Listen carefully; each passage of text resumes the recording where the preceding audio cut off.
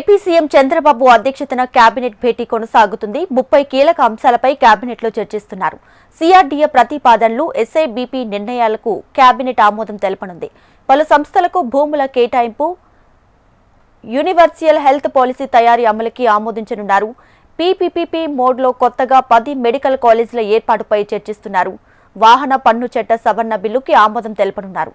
గ్రామీణ త్రాగునీటి సరఫరా నిర్వహణ, పర్యవేక్షణ పాలసీకి కేబినెట్ ఆమోదించనుంది.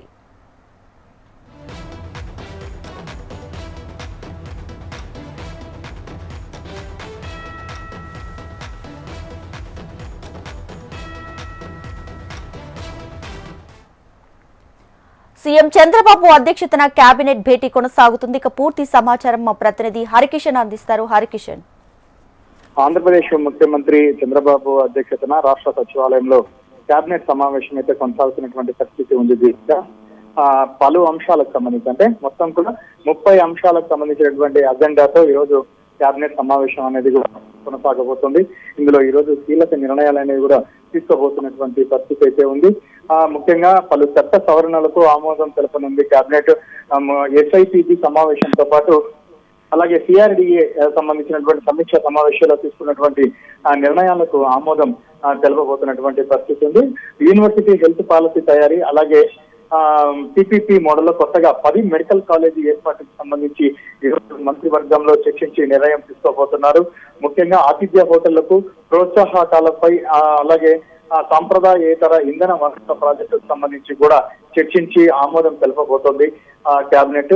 గత ఏడాది వరద ముంపుకు సంబంధించినటువంటి మరమ్మతులకు 57 అలాగే 58 కోట్ల రూపాయలకు సంబంధించినటువంటి నిధులను మంజూరు చేయబోతోంది.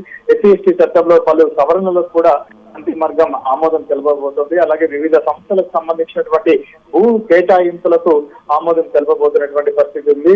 కుప్పంలో దాదాపు 586 కోట్ల పెట్టుబడితో హిందాల్కో పరిశ్రమకు సంబంధించి ప్రారంభించబోతున్నటువంటి ఏర్పాటు చేయబోతున్నటువంటి నేపథ్యంలో ఆ పరిశ్రమ కూడా ఈ రోజు కేబినెట్ లో చర్చించి ఆమోదం తెలపబోతున్నటువంటి పరిస్థితి ఉంది.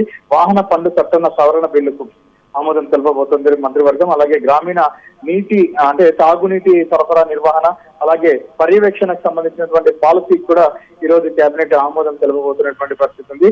ఆ తర్వాత స్కైరూట్ ఏరోస్పేస్ ప్రైవేట్ లిమిటెడ్ కు ప్రాజెక్టులు, అలాగే గ్రౌండింగ్ ఏరియాలో చూసేలా, అలాగే గ్రీన్ సిగ్నల్, అలాగే ప్రైవేట్ వర్సిటీలకు సంబంధించినటువంటి చట్టంలో పలు సవరణలకు కూడా ఆమోదం తెలపబోతున్నటువంటి పరిస్థితి ఉంది. మరోవైపు రైతులకు సంబంధించినటువంటి అంశాలు ఏదైతే ఎరువులు, ప్రస్తుతం పెస్టిసైడ్స్, యూరియా, వీటన్నిటికి సంబంధించి ఇబ్బందులు ఎదుర్కొంటున్నారో వారికి సంబంధించి ఎటువంటి కొరత లేకుండా చూసేందుకు కేంద్రంతో అనుసరించాల్సినటువంటి విధానం పైన కూడా ఈ రోజు కేబినెట్ చర్చించి నిర్ణయం అయితే తీసుకోబోతున్నటువంటి పరిస్థితి ఉంది. ఇప్పటికే ఉల్లి రైతులు, అలాగే గతంలో మామిడి రైతులు ఇబ్బంది పడ్డారు, అలాగే నల్లబర్లి పొగాకు సంబంధించి రైతులు ఇబ్బంది పడ్డారు. వారికి మద్దతు ధర ఏ రకంగా ప్రకటించిందో సహకారంతో, అలాగే ఉల్లి ధరకు సంబంధించినటువంటిది కూడా ప్రత్యేకంగా వారికి మద్దతు ధర ప్రకటించేందుకు కూడా ఈ రోజు కేబినెట్ లో చర్చించేటటువంటి అవకాశం కూడా ఉంది. మరోవైపు ఇటు సుగాలి ప్రీతికి సంబంధించినటువంటి కేసు విషయమై ఉప ముఖ్యమంత్రి పవన్ కళ్యాణ్ ఇప్పటికే ఈ కేసుకు సంబంధించి సిబిఐకి అప్పచెప్పాలని చెప్పేసి నిర్ణయించారు. దానికి అనుగుణంగా ముఖ్యమంత్రి కూడా ప్రకటన చేశారు. సో దీనికి సంబంధించి అధికారికంగా ఈ రోజు కేబినెట్ లో చర్చించి ఆ కేసును సిబిఐకి బదలాయించేటటువంటి అంశాన్ని కూడా కేబినెట్ లో చర్చించేటటువంటి అవకాశం ఉంది.